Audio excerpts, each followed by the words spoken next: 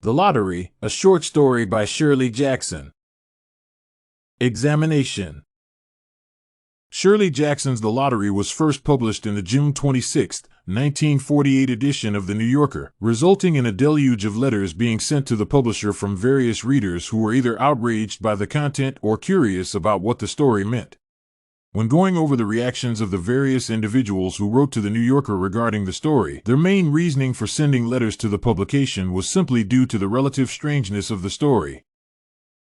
It was something that most of the readers had not encountered before, and due to the content, it was even considered shocking. Going over the readers' statements, their reactions are not all that surprising, given the relatively conservative nature of American literature at the time. Compared to the present, themes related to sexuality, abhorrent behavior, or outright murder without sufficient justification were simply not common back then, and, as such, this ensured that when The Lottery was published, it was almost sure that it would create waves, so to speak. It is also important to note that since the story was published in The New Yorker, one of the most widely circulated publications during the 1940s, this ensured that it would reach a wide audience of potential readers.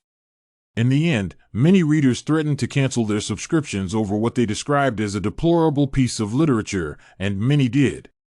However, a vast majority of the responses were simply empty threats, with many readers simply being interested in the background behind the story's creation. When it came to misconceptions surrounding the story, some believed that it was a piece of social commentary on an actual event. On the other end of the spectrum, there were people who thought it was a story of blatant murder. While such misconceptions are understandable, given the lack of commentary by the magazine and the author, the fact remains that the story seems to be more of a form of social commentary. The opinion of the story.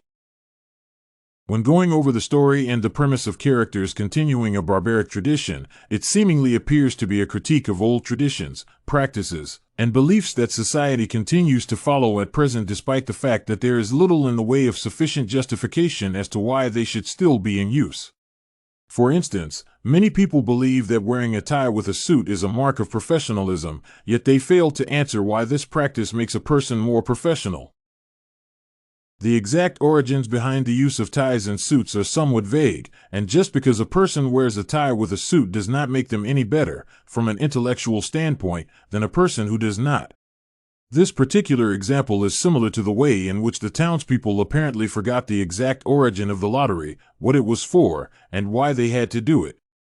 It is from this perspective that this paper believes that the lottery acts as a form of social commentary, wherein it points out that there are many practices today that continue to be implemented despite the fact that the original reason why they were put in effect in the first place has been lost to time.